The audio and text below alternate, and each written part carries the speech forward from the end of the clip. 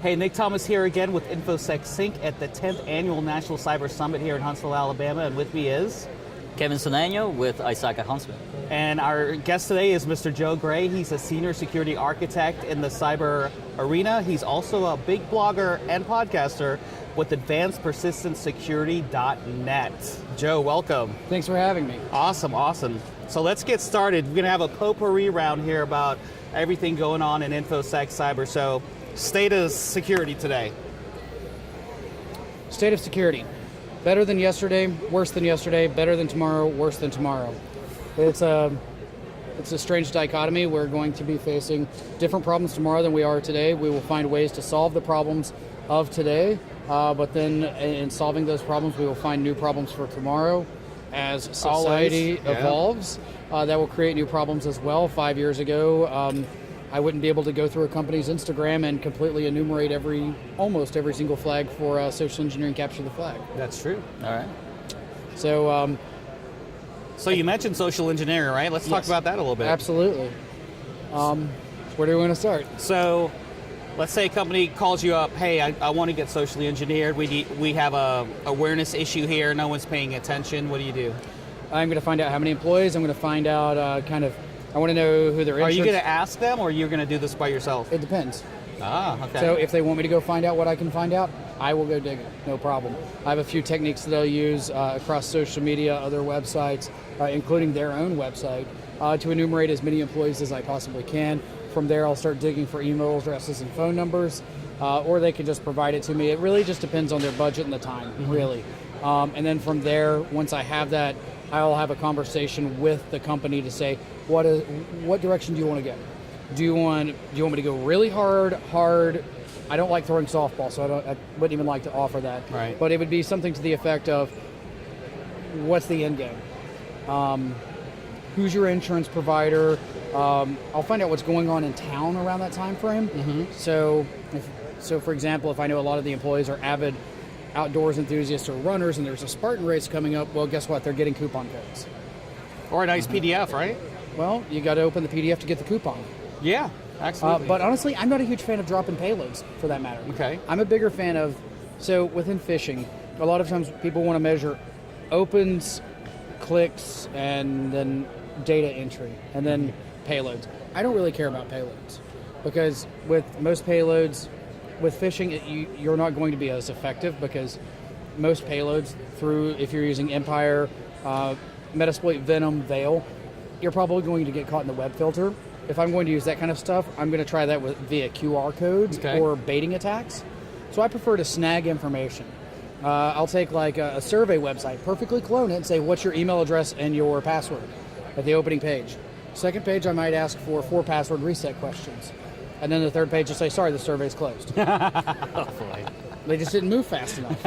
But within the email, so I typically try to do a little bit of domain squatting with this. Okay. If they have a .com, I'll buy a .us. Okay. I'll send them to a website that looks legitimate. It'll have a very long subdomain, and then the actual domain name will be, I've seen a lot of CGI-bin. Mm-hmm. That's a fun one. Yeah. I'll send them there.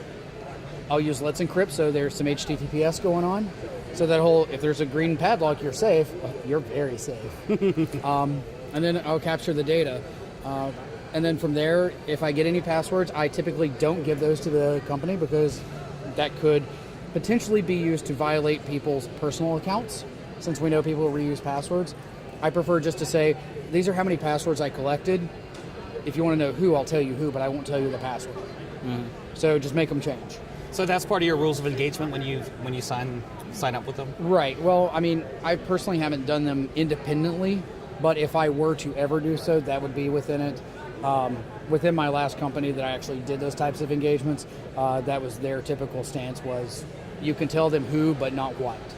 and that's a good segue into the sexiest part of social engineering, the ethics of social engineering, right? Oh man.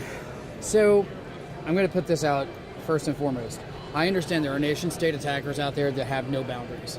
That if they know your kids are in private school, they're going to use any and everything they can to get you to click something. I understand, I acknowledge that. I'm not trying to tell you that I'm going to butt up against that, because I'm not. I typically try to stay within the confines of, how does this interact with the person? How will the business make the person feel? Is it something I can debrief the user with? So I tend to stay out of their personal social media. I might view it to get ideas, but I will not attack someone on their personal Facebook.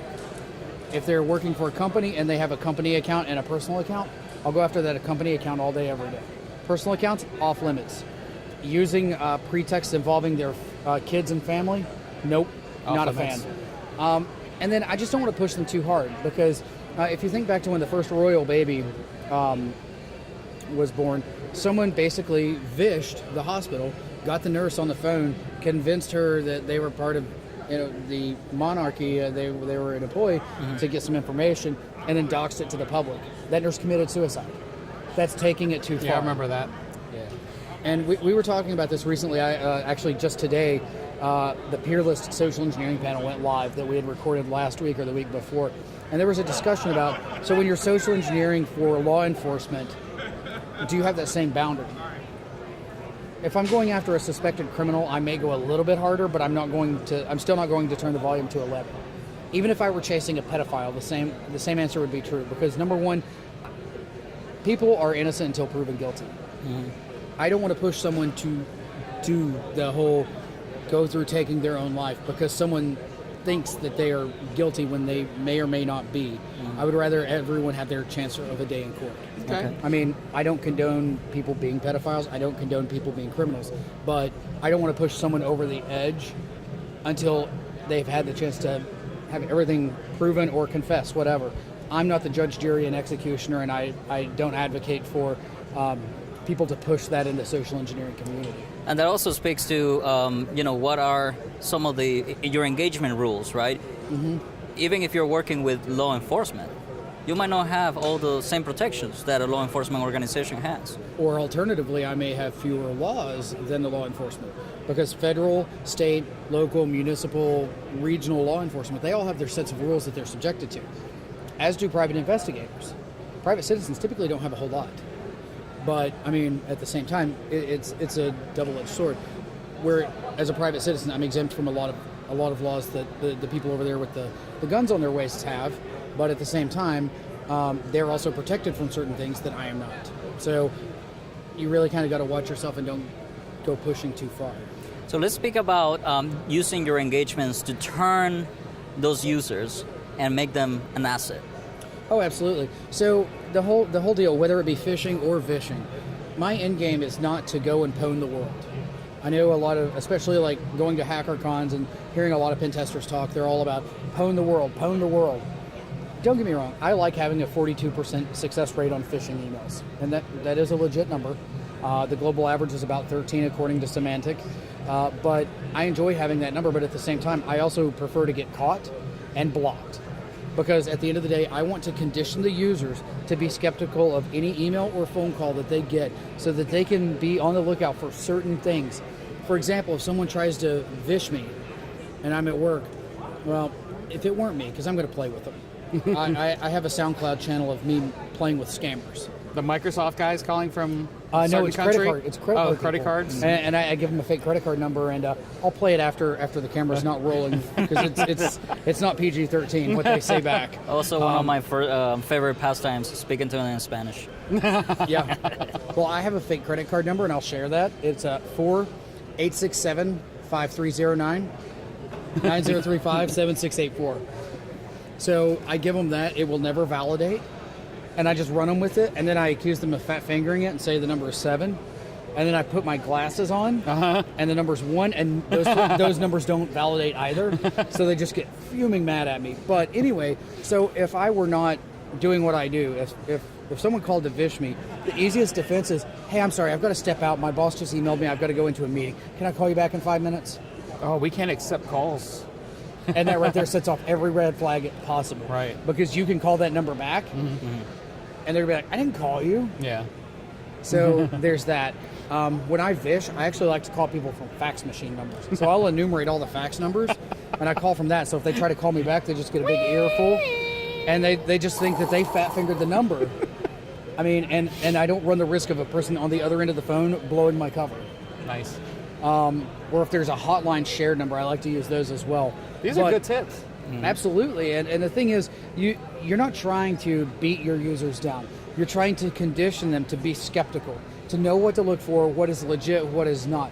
But at the same time, it is the responsibility of your security teams to build things in a secure manner that protects the users from themselves. For everything you can't, for all the deficiencies there, that's where training comes into play. For some state of security stuff here, I would like to see us as an industry stop trying to put the burden on users to be the IDS systems. Sure, they're the eyes and the ears. They know what is normal. They can tell us when things are messed up. They should not be, we should not expect them to be security professionals. We should expect them to be really good accountants, pay us on time, really good HR people that process our performance evaluations and get our raises in on time, really good purchasing people who get us those whiz-bang doohickeys we want, and really good IT people that unlock our passwords. But you do agree they should be security aware. They should be aware, but we should not put the burden on them and try to make them the professionals and then go as far as to say they're stupid. I mean, there are stupid people in the world, but calling users stupid, it's not their job. Yeah, and I guess it really comes down to, if you really think that about your employees or your users, why do you keep them employed? Yeah. Well, right. Well, there's that, or how about this one? If you're a consultant and you say that about your customers, what does that say about them for hiring you? That's right. True. And when as a consultant, if you've got users who are consistently failing the training, what does that say about your training ability? Because at the end of the day, you want to make it something memorable that will stick with them. But then you debrief them and say, hey, we ran this engagement. Here's what it consists of. Here, and then just point out every single flaw with it, everything that went wrong, every chance that you gave them. Because I will not write a perfect fish. I'll do it, and I won't spell check it, and then I'll have somebody else take a look at it, tell me the errors. If there are no errors, we will inject errors in there so that users have the opportunity to identify something that's wrong. Okay. And and that speaks also to as time goes by, complexity Right. also moves forward, right? So you spoke about domain squatting, but now a domain can have any termination, right? It's not just .com, .net. Right. It could be anything. So you can't really ask a user to just look for misspellings, because the domain can look just right, but a different termination. And if they view it on their phone, that's where that ultra-long subdomain comes into place, because it's only going to show so many characters. Yeah, that's true. So there's a lot of dynamic to it, and ultimately what I aim to do is to empower the users to be a first-level analyst and be empowered to say, hey, you know what, I can't tell about this. Will you take a look? Ask the security team. If the security team says, no, it's not a fish, and they click it and it's a fish, it's a learning experience for everyone. Or conversely, hey, I'm sorry, I clicked this fish. Here's what was going on. Let them report it without the fear of punishment, because the incident responder in me says, report things to me so I don't find out from the FBI, Brian Krebs, or ransomware demand. Yes. Definitely, that is, I will take that any day.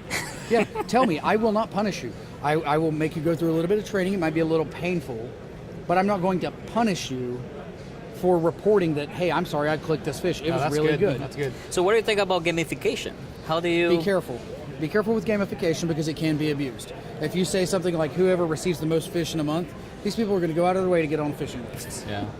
But the most clever fish that they receive, or something, the first to report something, or the fewest to click something, absolutely.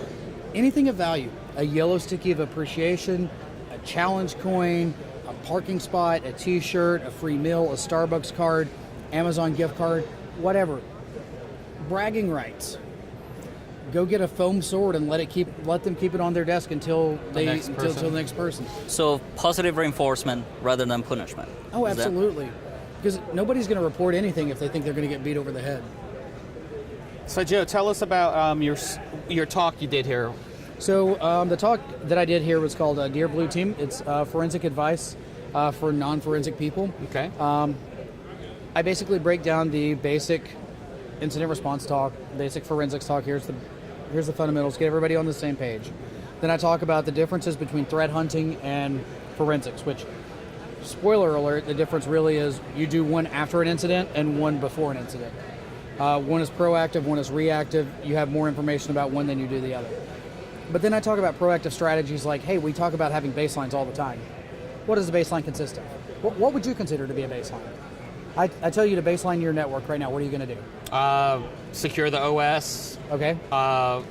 antivirus, firewall, router. Are you gonna record any specific data? Am I going to record specific data? Yeah, I'm going to have logging enabled. Okay. What about version numbers? You gonna Good have that? point. Yeah. Well, I say take it a step further than that. I'm a huge fan of file integrity monitoring, so you should have 2 sets of hashes. Okay. Have an MD5 of all critical files. Basically anything in the Windows world, it's System 32. If you've got some crown jewels on all the other hosts, add that to it as well. Get an MD5 of each of them. Sure. Okay, go ahead and now go get an SSD of each of those files. It's a fuzzy hash, byte by byte hash. Right, you can write a simple script, and in fact, a friend of mine and I are working on a PowerShell one right now that's going to go through, initially, it will hash all of those, and then maintain it in a text file. We don't have to go. You don't have to have anything. And it's a few lines of PowerShell right there. That's right? it. Right. It's going to store it. Okay. Cool. So it's going to go through. It'll have the MD5 and the SSD for each file. Okay. Well, on a periodic basis, have it go through. Does MD5 match? No. Okay. Does the SSD match? No. Well, here's where it's different. Okay. Now you can see what changed. That's truth. But even taking it a step further than that, I'm pushing for standard images. Okay. You have an ISO file. Yeah. Before you push it out, you execute it and do a memory capture.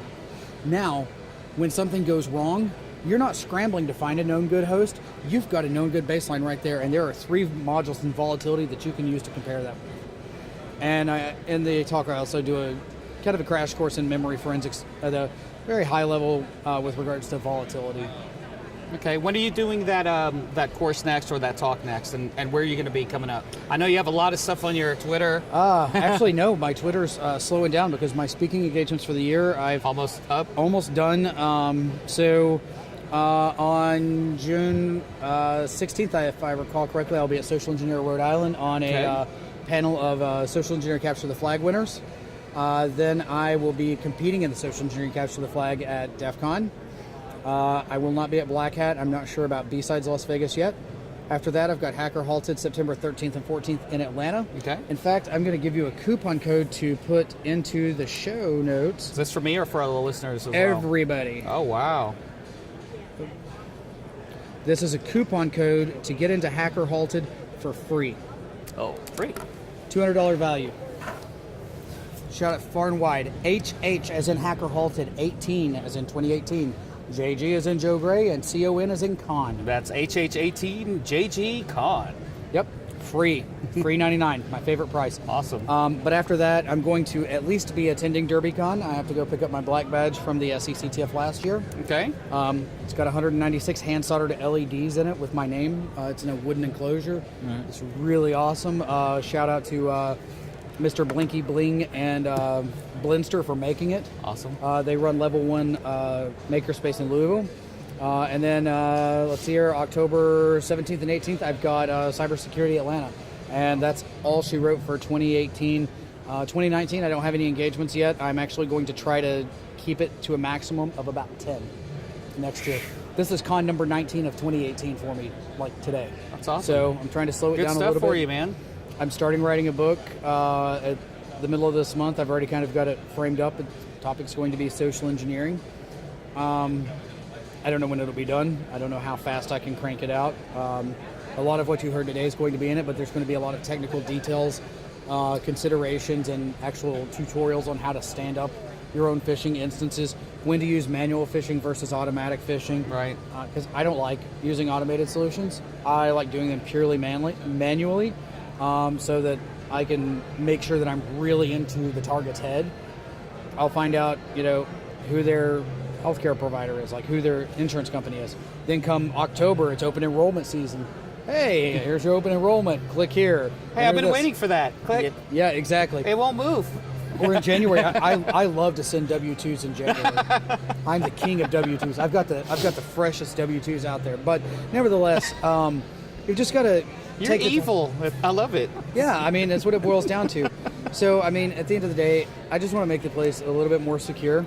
And, if it takes a little bit of adversarial simulation to make that happen, then so be it. Awesome, Joe. So keep us posted for your book. And, Absolutely. What is your social media? Oh, Yeah, there we social go. media. So I've got a page. I'm not really revealing my personal Facebook, but facebook.com/InfoSec Joe.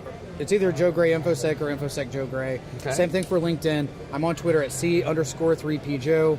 My blog and podcast is ADV Persist Sec. And then my mentoring program through the Hacking Glass is at Hacking Glass. You can find out more about that at Peerlist. It's also on Facebook at facebook.com/HackingGlass. We're going to assign the first cohort of mentors with mentees this week. So be on the lookout in the next week or two if you've signed up. And then we're going to work through. We're always looking for mentors. Right now we've got about 185 people signed up, but only about 12 people signed up to be a mentor. So And that's at mentees? we have a lot of mentees, not enough mentors. So that's why we're going to have to run in cohorts. But in a perfect world, we will get enough mentors to be able to pair them one-on-one and not have to run the cohort model. So if you think you can mentor on system hardening, system monitoring, system attack, incident response, or analysis, check out Through the Hacking Glass on Twitter. It's on Peerlist as well, PEERLYST. That's where it's going to be hosted. That's the only thing you have to have is a free Peerlist account. But we're tracking everything through a MailChimp mailing list. The URL is on Peerlist and on Twitter as well. Awesome. Okay. All right, Joe. All right. Thank you very much. Hey, thanks for having me. All right. Thanks for staying in sync with InfoSecSync. Absolutely.